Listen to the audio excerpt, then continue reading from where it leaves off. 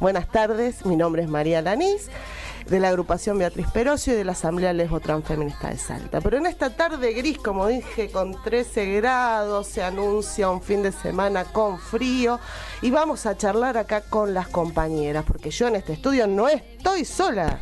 Buenas tardes para todas y todes. Bienvenida María, que estuviste ausente. ¿Cómo está tu salud?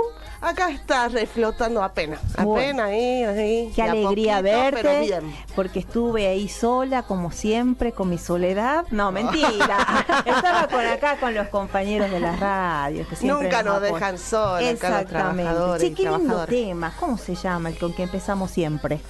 Este tema es, es el que ha dado nombre, ¿no? A Sí. este programa. Es Vivas y Furiosas de Sudor Marica y Tita Print. Y usted, cuando el viernes escuche esto, el viernes a la tarde en Radio Universidad, sabe que ya llegamos las insurrectas, y más insurrectas que nunca, ¿no?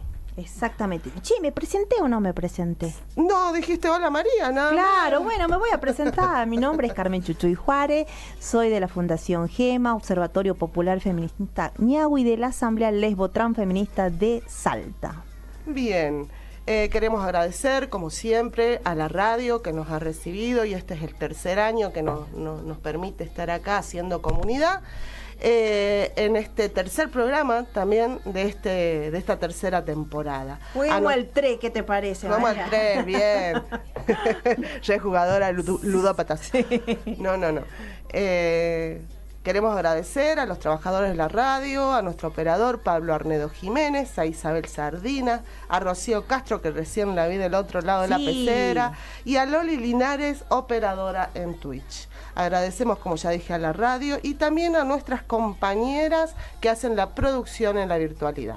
A las Fieras de la Vía Yala, productora de lesbiana antirracista y antipatriarcales, que son generadoras de archivo, memoria, visibilidad lésbica con identidad. ¿Y dónde pueden seguirnos, Carmencita? Primero, si nos quieren ver en vivo y en directo, ponen en el teléfono radiounza.edu.ar. ¿Qué les parece? Nos ven en vivo.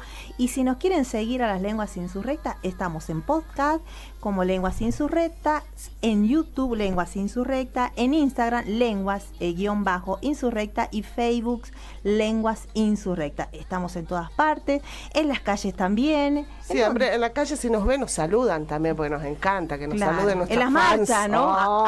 Tiene en las marchas fans. estamos hablando. Ella juraba que tenía fans. Bueno, ¿qué va a hacer? La influencer. Sí, y también pueden dejarnos mensajes al 3876-360160. ¿A cuál numerito de nuevo lo puedes repetir, Sí, Carmencita? por supuesto, 3876. Ay, estoy dando otro, es el mío, 360-160. ¿Puede ser o no? Sí. Estamos dando otro número. Bueno, ese directamente. 3876-360-160. Mensajito, agradeciendo, pidiendo tema, lo que sea. Sí, proponiendo temas también, ¿no? Que Exactamente. podamos tratar. Bueno, pero no estamos solas, ¿no? Hoy vamos a estar con dos compañeras, dos queridas compañeras. ¿Las podés presentar, Carmen?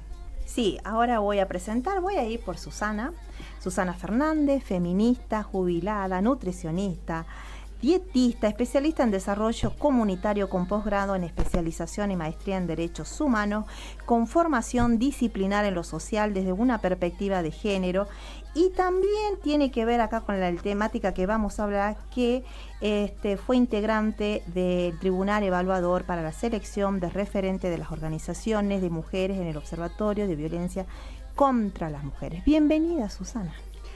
Hola, bienvenidas ustedes a mi espacio. Está bien, claro que sí. Personal, y gracias por invitarme, y muy contenta de estar acá con ustedes esta tarde.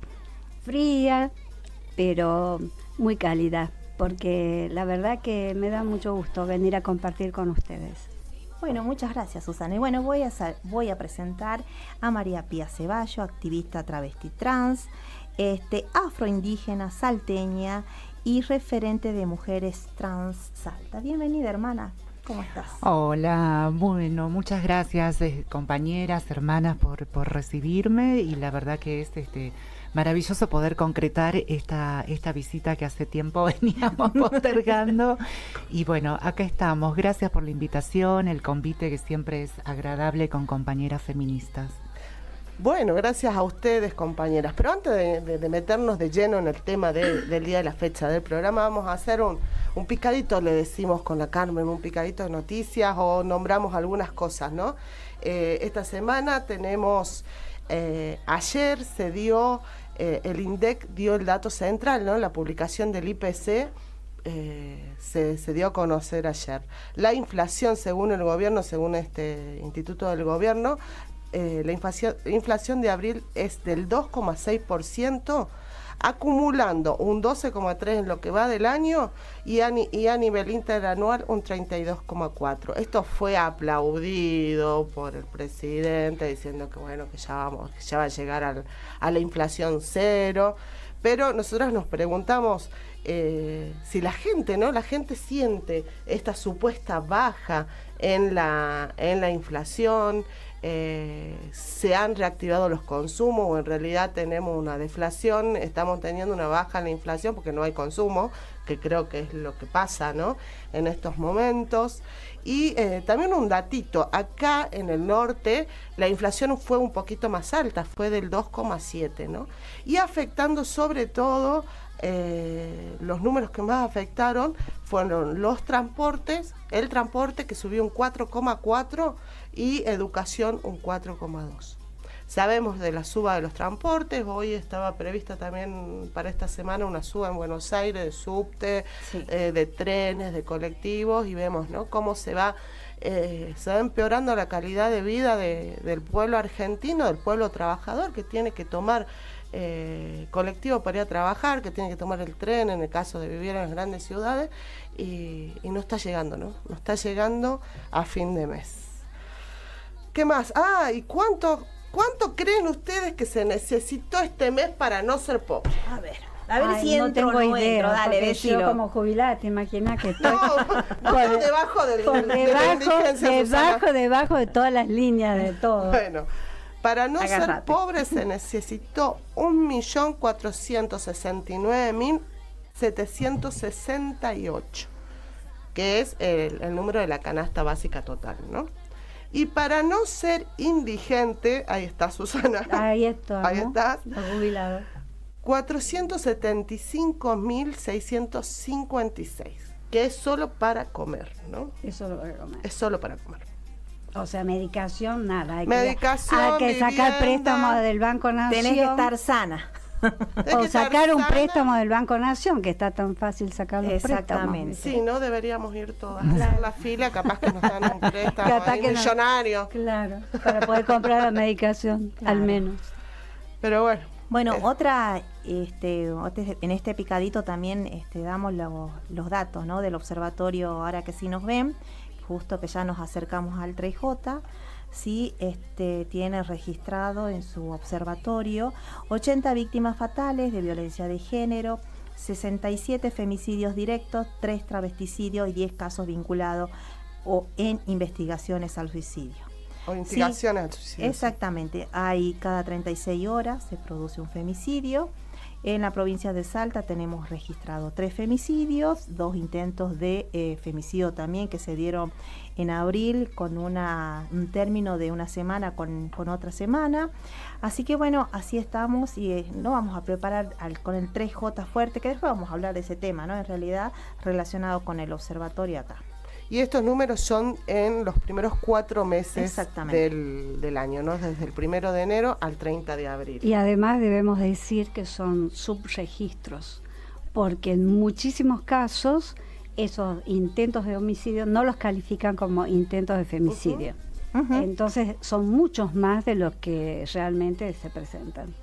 Habría que ir, verificar y empujar a que los que toman los datos los tomen como corresponde. Pero esto lo bueno es que son observatorios populares, sí, y entonces tienen la misma mirada que Ñahui, ¿no? Sí, y por ahí no coincide el registro sombra que realizan las organizaciones y mujeres y disidencia frente a lo que registra la policía, claro, la justicia, lo que digo. Entonces me parece que por eso es importante la lectura transfeminista que hacen las organizaciones que vienen llevando un registro como Ñahui, ¿no?, donde pondera justamente esta comprensión del término femicidio, travesticidio, transfemicidio y transhomicidio, ¿no? Entonces, no es solamente la lectura de lo que dice acabadamente el Código Penal en el artículo, no en su inciso D, sino es esa gran complejidad que significa la muerte de mujeres y disidencia en nuestro país.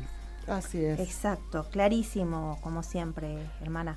¿Qué otro picadito? En Salta, entre la emergencia y el retroceso de derechos en nuestra provincia, la agenda está marcada por dos ejes, ¿no? Respecto al tema este tema que estamos hablando y que se cruzan, la seguridad y la salud reproductiva. Se ha vuelto a extender, se ratificó la prórroga de emergencia por violencia de género hasta finales de este año. Sin embargo, desde sectores críticos se señala que aprobar el papel no cambia la realidad si no hay partidas presupuestarias, ¿no? Se vive declarando la emergencia de violencia de género acá, 12 años pero ya, 12 años. Es Y un título. exactamente, es un título porque no hay bajada de dinero, o si hay bajada, no sabemos. favor, hay una bajada de dinero. Hay bajada de ¿A dónde dinero, va? pero no sabemos a dónde Claro. va. Y no se va a políticas públicas efectivas para prevenir este flagelo, ¿no? Así que, y también hay una alerta sanitaria porque en los hospitales, justamente la semana pasada estaba yo en la salita esperando que me atiendan y llegaron jovencitas a preguntar si había preservativo.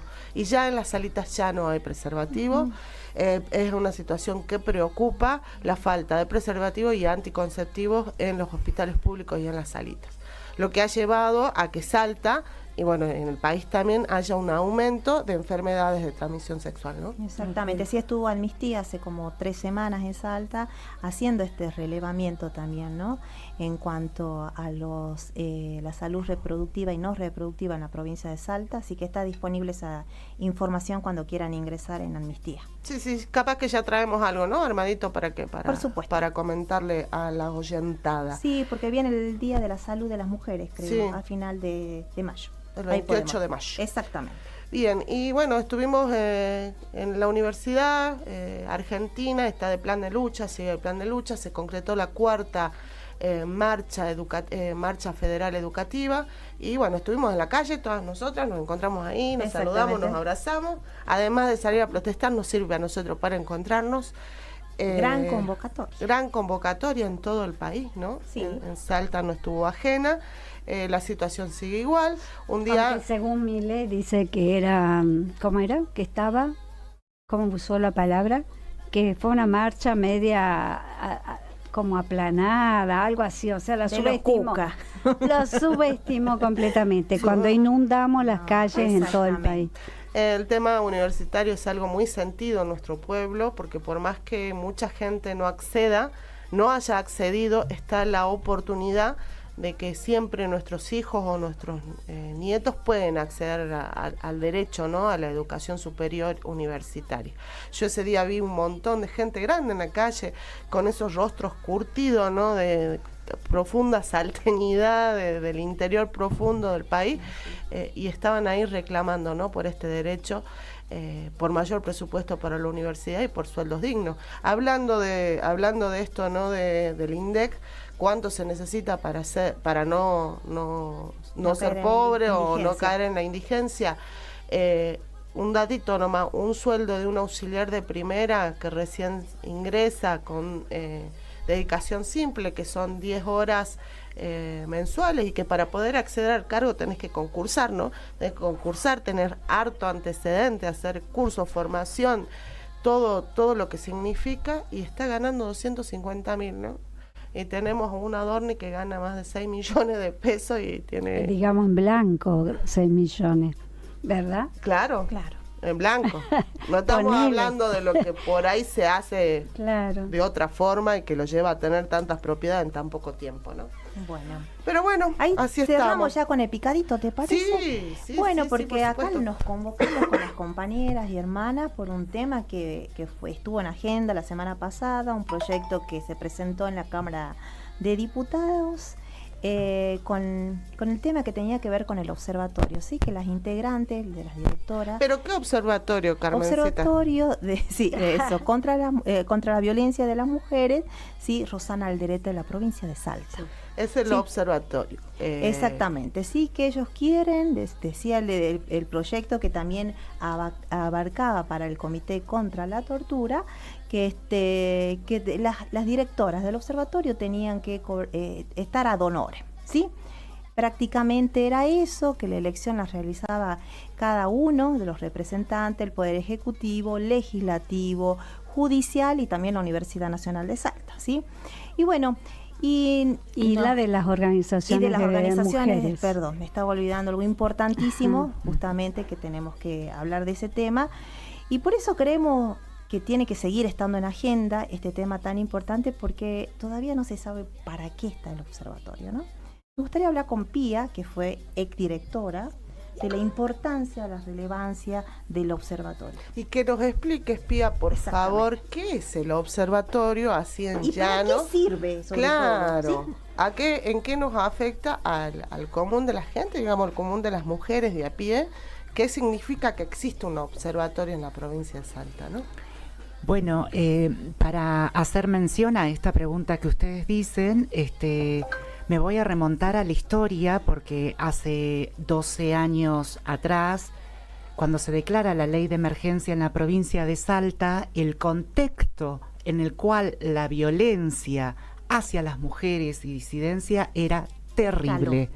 No solamente por el hecho de nomenclar y contar la cantidad de femicidios, sino porque visiblemente no habían políticas públicas que den cuenta de la necesidad de hablar de un fenómeno global, que no es que solamente nos afecta a las salteñas, ¿no? Entonces, este fenómeno de la violencia tiene raíces en nuestra sociedad, en las cuales, después de que se declara la ley de emergencia, nace por ley el Observatorio de Violencia contra las Mujeres.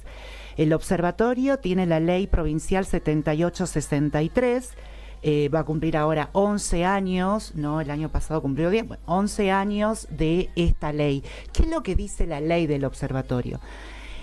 Por un lado, establece a través de estos capítulos para lograr entender la composición, que es lo que explicaba hace rato la hermana Carmencita, ¿no? Cómo está compuesto el directorio, ¿no? Cómo está compuesta la estructura de ese directorio, que en este caso es la representación de distintos poderes, el Poder Judicial, el Poder Ejecutivo, las organizaciones de mujeres, el Senado, la Cámara de Diputados y también la universidad. Esa primera experiencia ya por el 2014 tuvo de presidenta a Alicia Ramos, una mujer que bueno ya está jubilada, a la cual le mandamos un cariño enorme, que constantemente viene peleando por su salud. Una histórica, una ¿no? histórica, y fue pionera en ese momento, porque bajar esa ley para lograr comprender en cuál es la misión que tiene el observatorio, para lograr dar cuenta no solo de el registro, el monitoreo de datos, la investigación, la sensibilización, generar justamente informes que permitan, ¿no?, generar recomendaciones a los distintos poderes en materia específica que hace a la violencia contra las mujeres y las disidencias. Y digo esto porque no es solamente tener número de los datos y los cruces que una puede hacer a través de la estadística, sino también lo que se tiene que producir a través de la lectura de estos análisis cuantitativos. Lograr modificar las conductas de la violencia implica un entramado de diálogos que tenemos que tener en cuenta. La familia en su contexto, la pobreza, como mencionaba hace rato, pero también nos entrecruza el territorio, la clase social, el género, los medios de comunicación, etcétera, ¿no? Entonces, en aquel momento el observatorio tenía un enorme desafío, que era poner en agenda lo que nos estaba pasando a las mujeres y la disidencia en torno a la violencia de género. De allí hasta hoy, ¿no?, han pasado distintas gestiones, distintos momentos, y nos encontramos con esta noticia en esta semana. Yo no sé si la gente no sabe para qué sirve el observatorio. Me parece que es importante defender una ley que las mujeres y la disidencia militamos en la calle para que exista, ¿no? Porque no es que un día los diputados se levantaron y dijeron, vamos a crear una ley, sí, ¿no? Como sí lo hicieron en este momento con esta artimaña política de tratar de realizar un ajuste económico y político con algunos organismos como el observatorio, pero también el comité que lucha contra la trata y la tortura. Hablar de este trabajo ad honore, hablar de esto como si fuera una changa, ¿no? Dijeron esta semana también algunas funcionarios del Poder Legislativo, me horrorizaba porque nosotras venimos hablando hace mucho tiempo desde lo feminismo, que lo personal es político, que eso que llaman amor es trabajo no pago, visibilizando las distintas consecuencias y efectos que tiene esa desigualdad de un mundo del trabajo desigual para las mujeres y para las disidencias, pero que aún hoy existen esas estructuras que son asimétricas, que generan justamente exclusión, y donde queremos que las mujeres porque ustedes pueden leer los pliegos de llamado a concurso, no son pliegos sencillos, hay que cumplir con los antecedentes, con la formación, con la capacitación, ser especialista en lo que se va a trabajar. Tener una investigación. Pero por supuesto, y también te piden que puedas participar de entrevistas donde se hace un mecanismo de jurado, ¿no? En aquellos años, cuando concursé... Es un concurso público como el que se hace, como hablaba yo hace rato, en la docencia universitaria, exactamente igual, por la responsabilidad que esto genera, que no es solamente contar, como dice, contabilizar femicidios, sino llevar adelante políticas públicas, ¿sí?, para prevenir eso, y creación de todo eso, y estadística, por y poder supuesto responder a todas esas necesidades que María, surgen. Nosotras como comunidad travesti trans, ustedes pueden buscar dentro de los archivos que existen de política pública, no van a encontrar nada hasta antes del 2016. En el 2016 se realiza el primer relevamiento de la población trans, alcanzando a 202 personas. A nadie les interesaba lo que nos estaba atravesando a las travestis, que nos moríamos, y cuando nosotros decimos, señor, señora, no sea indiferente, se nos mata en la cara de la gente, tenía un sentido político de lo que estaba pasando en nuestra población y que necesitábamos generar, ¿no?, acciones concretas. Y después de ese relevamiento vinieron la recomendación número 4, tanto para educación, para la justicia. Después de ahí, el monitoreo del cumplimiento de esas recomendaciones, ahí yo veo un gran desfasaje, ¿no?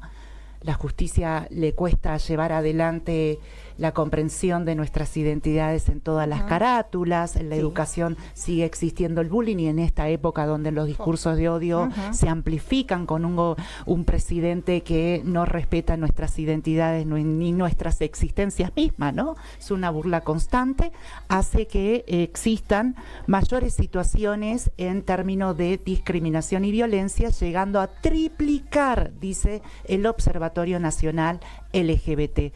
Entonces, retomando lo que mencionaban hace rato, estamos en emergencia.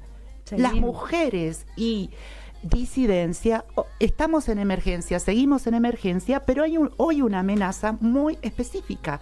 ¿A quiénes perjudican más los efectos de este gobierno?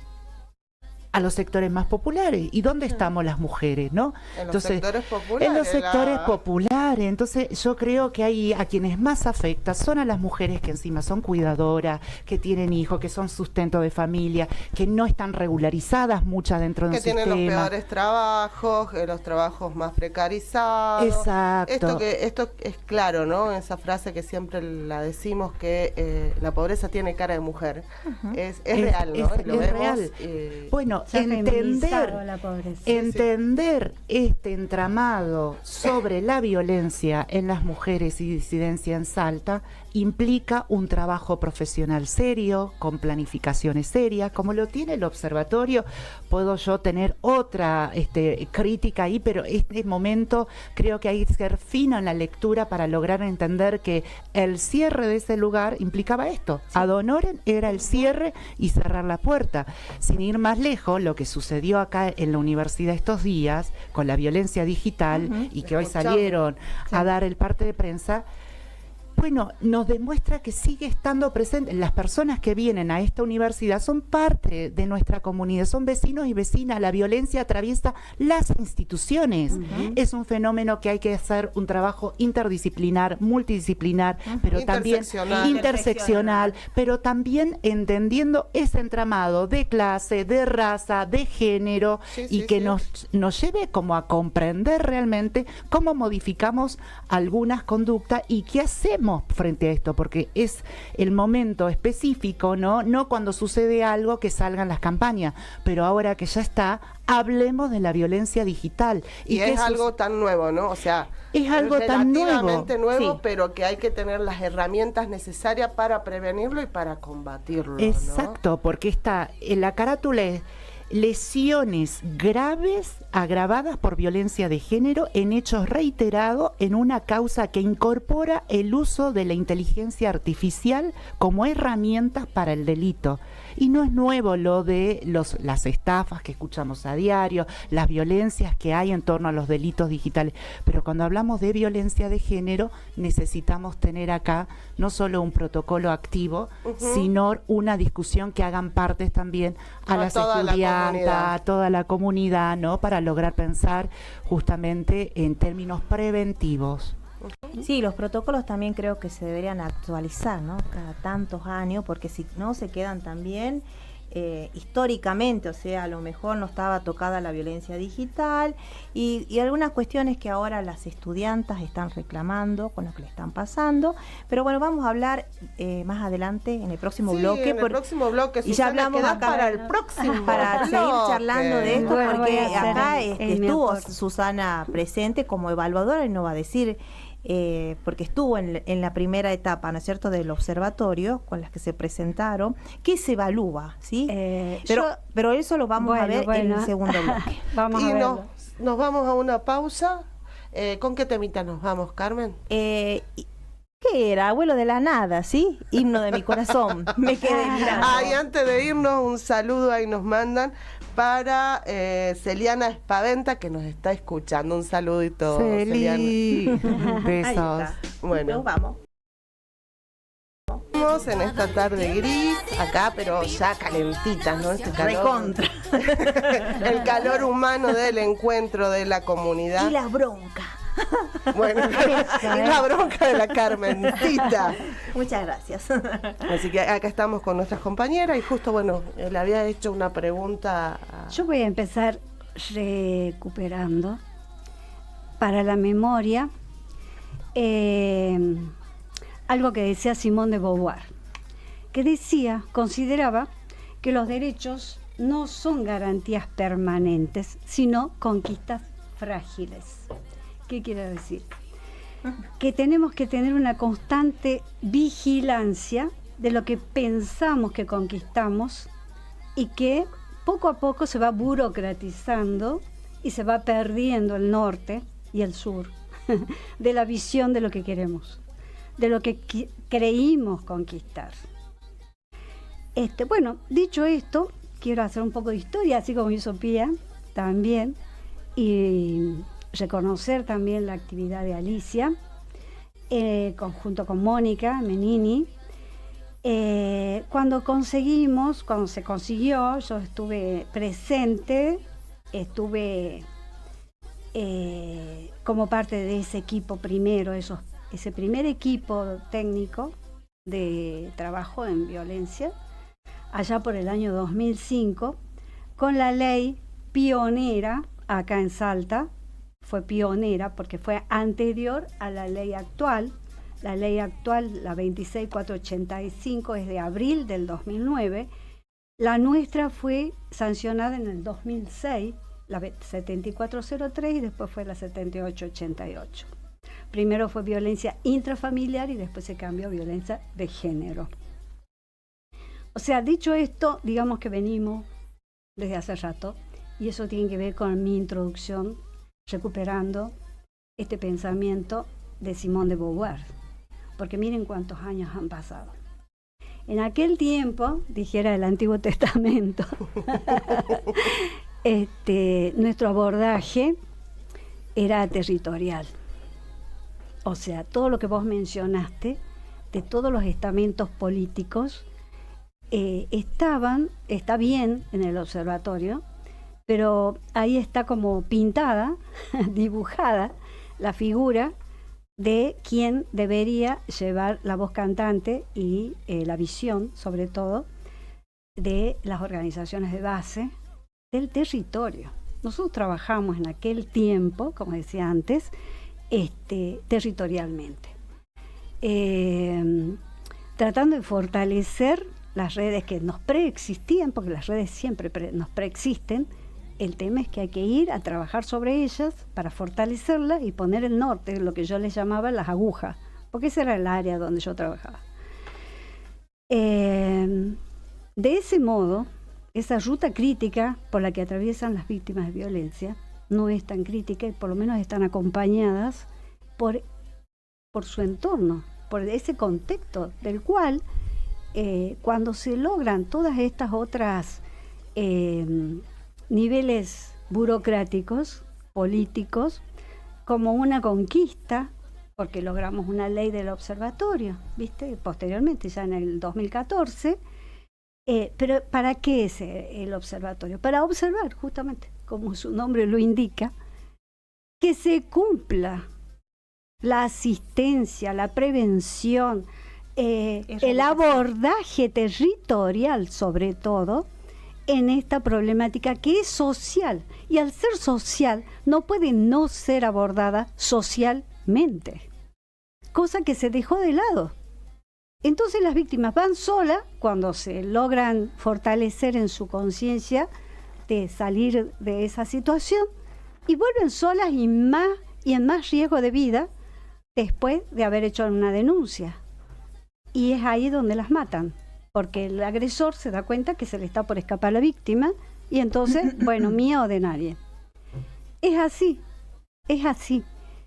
Y esa víctima, ¿por qué sale sola de su entorno, de ese contexto social cada vez más precarizado, más feminizado en la pobreza, más vulnerable? ¿Por qué? Porque no tiene esa red que la contenga, que es el centro de salud, la policía, que tenía en ese tiempo un protocolo de actuación. Cuando trabajamos en las oficinas de violencia en la policía, era impresionante la conciencia que logramos en todos esos equipos. Impresionante. En los equipos de salud, en todas las instituciones, las escuelas, educación, cualquier organización de base que estuviera en el territorio. Era un trabajo conjunto. ¿Y qué tendría que venir a hacer el observatorio? A regular todo eso, monitorear que se cumpla esa actividad, que se cumpla todas las secretarías y estamentos que se fueron formando, las oficinas, para justamente no solamente registrar los casos cada vez más grandes, sino monitorear que se cumpla esta ley, que es una ley, una de las primeras, y después la nacional. Y hay otra ley, la ley Micaela. O sea, hay una ley para la transversalización de la perspectiva de género en todos los estamentos públicos. Sí, pero tenés ahí diputadas que votaron en contra y que tienen su certificado de ley Micaela. Sí, hicieron sí. el Entonces, virtual. Ahí creo que ahí hay que Por cuestionar un poco Por eso, porque Está bien la garantiza. transferencia de formación, que sea obligatoria, pero si vas a tener el certificado y no modificó absolutamente nada en tu vida, está faltando pedagogía. Hay algo que no se hizo bien. Y más en una situación No, ahí está donde el faltando Estado... conciencia. donde el Estado cada vez está más corrido de sus funciones, ¿no? De contención y de generar los espacios para una vida buena de las una vida, un buen vivir de las mujeres, ¿no? Y esto que decías, la importancia de la comunidad, la importancia de las redes que sí preexisten, pero que se ven deterioradas en este contexto. Justamente por ese mayor deterioro es la mayor necesidad Sí. de fortalecerla y el mayor abordaje que es necesario hacer justamente desde el Ejecutivo. Ujú. Porque desde ahí es de donde vos vas a trabajar. Ya el legislativo legisló. Ahora, esa legislación, que no es una legislación, como bien decías antes, Pía, que brotó de un repollo. Fue a partir de la lucha del movimiento de mujeres y de muchas mujeres que salieron adelante con la bandera. ¿Sí? Y que con eso salimos. quiero hacer un aporte, porque digamos que algo que fue determinante con el tema de la violencia de género fue el caso en la provincia de Salta de Rosana Alderete. Sí. Exactamente. Es Sí, necesario recordarla, Sí. que fue asesinada el 28 de agosto del 2004 por su pareja José Alberto Yapura en el barrio San Martín, Miguel de Güemes de Salta Capital, y en el ataque también fueron asesinados dos de sus hijos, Nahuel y Rocío Noelia. Su hija mayor, Vanina Alderete, sobrevivió gravemente herida y Rosana había hecho múltiples denuncias previas por violencia familiar, amenaza, pero no recibió la protección efectiva del Estado. El femicidio fue condenado a cadena perpetua. Yo creo que ahí fue el determinante de las leyes que vos hacías la cronología de nombrarla Rosana Alderete, que lleva el nombre del Observatorio de Violencia contra. Claro, pero como vos ves, reivindicamos una muerte emblemática para el movimiento de mujeres. Pero después ese estamento se burocratiza. Por eso vuelvo y comencé con lo de Simone de Beauvoir. ¿Por qué? Porque no tenemos que bajar los brazos, compañera. Claro, Igual hemos logrado. hoy, por ejemplo, esa burocratización está bien presente, pero porque no está el movimiento de mujeres ahí. Esto que vos hablas del territorio y el trabajo con las Claro. mujeres, no está, porque Justamente hoy, está faltando esa pata. hace más de 5 años, ya creo que 6, que sigue sin asumir una persona como Irene Cari, que es quien ganó 2019. 7 años ya. Bueno, yo justamente fui parte del tribunal en el concurso, que lo hicimos tal cual como se hace en la universidad, porque yo universitaria pasé algunos concursos. Entonces, junto con ay, se me fue el nombre, de la Juanita Moro, ¿cómo es la compañera? Ay, No me sale el nombre. bueno, Sí la conozco. de Juanita Moro, había otra compañera periodista, Paredes, que nos conocimos ahí. Yo la de Juanita Moro ya la conocía de antes. Elaboramos en ese momento 5 puntos que debían responder las concursantes. Las elaboramos ahí, o sea que no hubo lugar para que nosotras pudiéramos elaborar el temario y se filtrara ni nada. O sea, lo que iban a responder en ese momento era lo que había y lo que realmente era legítimo. Bueno, Irene Cari realmente contestó ampliamente y profundamente, y además porque personalmente yo también conocía, más allá de que tuviera y jugara un rol objetivo, pero yo personalmente conocía el desempeño del Foro de Mujeres, porque cuando arrancamos por el 2005, 2006, 2007, el Foro de Mujeres ya existía y permanentemente iba a la Secretaría de Niñez en ese tiempo y después Secretaría de Promoción. Y ya estaban presentes y salían y estaban... Y fueron las que quedaron cuando cambian los gobiernos, cambian la secretaria, cambian los nombres y tiran todo por la borda. O sea, no se capitaliza nunca nada de las experiencias anteriores para poder mejorarla o por lo menos igualarlas. No se capitalizó nada de eso. Bueno, son ¿Quién? políticas que están aceitadas para eso, ¿no? Para avanzar, sino tiramos todo y construimos, borramos de cero y volvemos a empezar de la barajar nada. sin la experiencia que ya existe en Claro, los territorios, que fue muy rica esa exactamente, que nos experiencia. permite avanzar, no volver atrás y Por a ver qué supuesto. hacemos como si no hubiera habido nada, nunca. ¿Y quién tomó la bandera de esta territorialidad? Irene Cari. Irene Cari. Y a mí me constaba, además de que lo contestó muy bien, respondió muy bien, me constaba. O sea, yo lo viví. O sea, no. Así que, bueno, en ese momento eran varias las concursantes, no estaba otra cuestión. La discriminación. No estaba contemplado, al contrario, se especificó que no era requisito que fueran académicas, que fueran profesionales, Con que la bastaba idoneidad. con la idoneidad. Todo el resto de las concursantes, todas eran profesionales, sino psicólogas, abogadas, bueno, en fin, que ya sea por la experiencia de sus organizaciones o la propia, no alcanzaron el puntaje que alcanzó Irene. Pero claro, Irene, con todo lo que la aprecio, pero también la reivindico y lo voy a decir objetivamente. Irene Escolla es marrón, es Es del barrio. del barrio, no es académica, ¿sí? No es profesional, pero tiene un bagaje de experiencia, de compromiso, de militancia, de referente, de formadora de pasó, ¿no? En la referentes. provincia de Salta por el foro.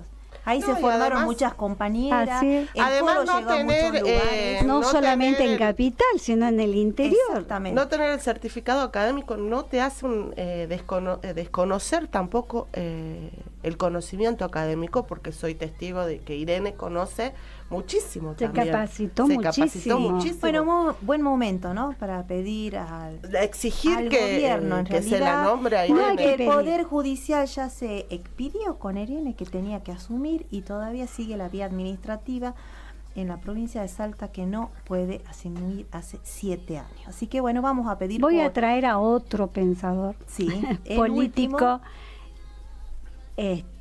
José Martí. Muy Político, pensador, periodista, poeta, que decía: los derechos se toman, no se piden, se arrancan, no se mendigan. Eso es lo que Irene Cari debe estar en el observatorio. Y Y que debe la ser gente- una consigna de todas las organizaciones de base de mujeres en este momento como primera prioridad. Y ahora que hemos luchado, ¿no?, para que este observatorio se mantenga como está, también vamos a pedir como siempre, ¿no? Vamos a exigir, no vamos a pedir, vamos a exigirle Claro. que cumplan bien su rol quienes están en estos momentos en el observatorio, esas 4 directoras que están ahí, que cumplan su rol y que den respuesta, ¿no? Exactamente. Tienen el presupuesto y que den respuesta a las necesidades del movimiento de mujeres, las necesidades de las mujeres y disidencias y diversidades en los barrios y en los territorios. Así que bueno, ya estamos terminando. Primero Carmencita. dimos la agenda activista y después las compañeras hacen una reflexión. Bueno, vamos a pasar a la agenda. Empezar. Ya comenzó miércoles acá. Empezó a trabarse la lengua. El día miércoles, lucha de los jubilados, 18 horas, Gracias. Plaza 9 de julio. Acá estamos. Así es, Sana. En los días jueves, lucha socioambiental, 18 horas, frente a la legislatura. También este sábado vamos a hacer una mateada por Loana, por la restitución de la memoria visual. Ante el borrado del mural de Loana Berkins en el SIC de Vaquero, nos juntamos a accionar desde el arte, la memoria y la comunidad. SIC de Vaquero, sábado 16, mañana, a las 15 horas, la siesta, no va a ser tanto frío, Sí. así que a traer cartones, varillas, aerosoles y materiales para intervenir artísticamente y en forma colectiva.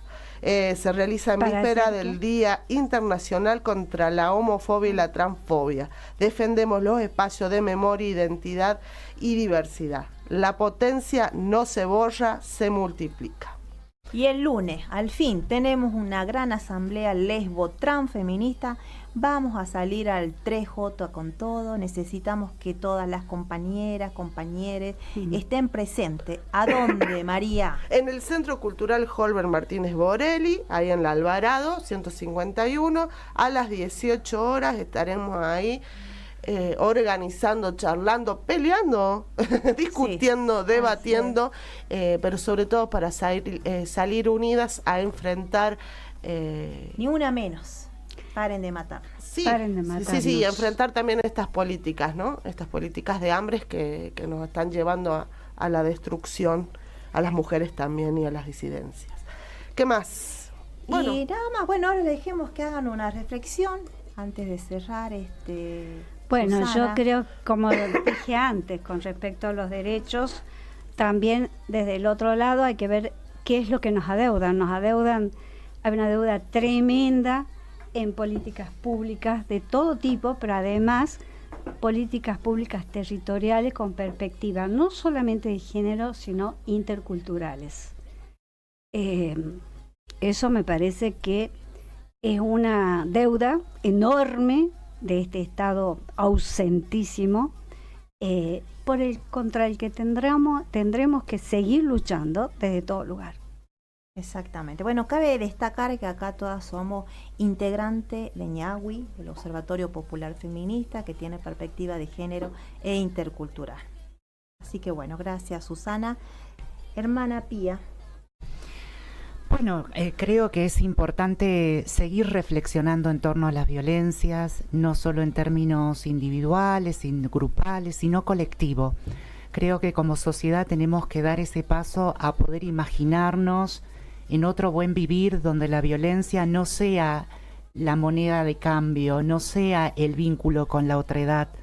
Y para eso necesitamos seguir reflexionando colectivamente e imaginándonos cómo construimos eso desde otros elementos. Creo que la respuesta a la violencia de género no va a venir de una fórmula matemática.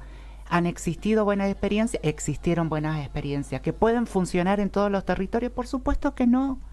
Fíjense en lo tremendo que sucedió, y nos enterábamos en los grupos levo transfeministas del día de ayer en una comunidad indígena, lo que le hicieron a una en Manawichi. Entonces, no es que la iluminada de Capital, de Salta Capital, va a ir para allá a llevar la respuesta a la violencia. No. Tenemos que ser respetuosa a que cada uno de los espacios pueda construir esa respuesta a la violencia, y por eso creo que ahí hay un componente hermoso en lo colectivo y en lo comunitario cuando lo pensamos. Y bueno, nada, eso, vamos a seguir defendiendo los derechos de las mujeres, las lesbianas, las travestis, las trans, y ahí están todas las conquistas que hemos logrado en este tiempo, ¿no?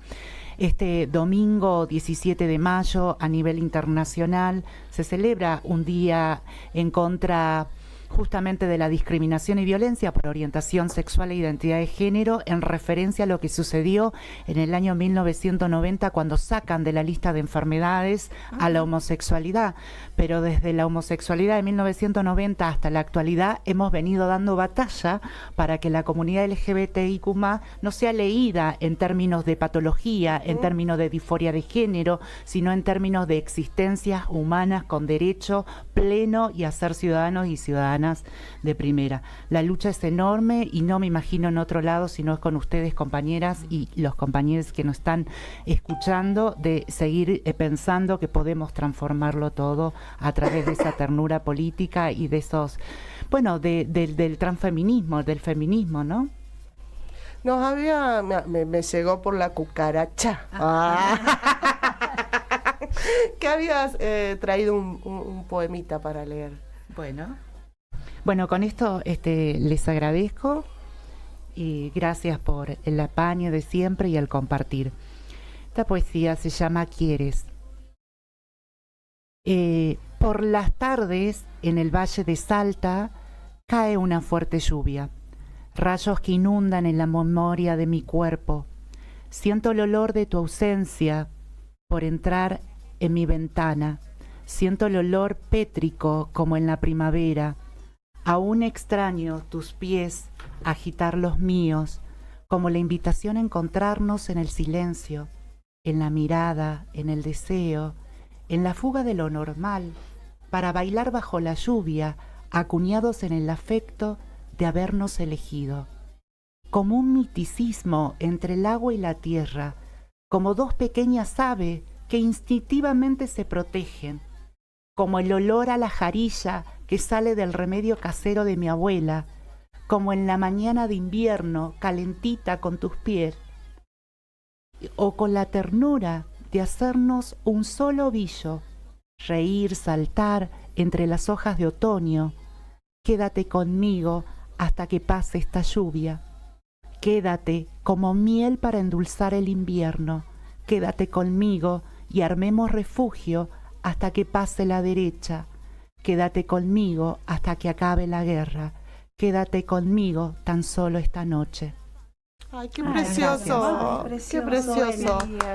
Bien, Muy buena, tía. Nos vamos a ir despidiendo en Con esta caricia del alma. Sí, es precioso y me hizo acordar que Cuba sigue bloqueada por el imperialismo yanqui, que peligran muchas cuestiones en la isla, ¿no? Como es el vivir de esos ciudadanos cubanos que viven con soberanía y con dignidad, que hay un presidente y una diputada venezolanas que han sido secuestrados por el imperio y que están presos en Estados Unidos, y exigimos la libertad de Maduro y de Cilia Flores, gran mujer Cilia, ya vamos a hablar sobre ella. Sí, ¿sí?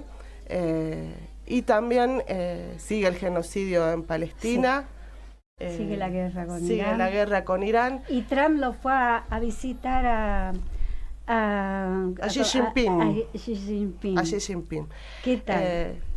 Horrible. ¿Se arrodilló Sí. al final? Sí, se arrodilló, pero siguen ahí cuestiones terribles y horrorosas en este mundo, pero nos tenemos.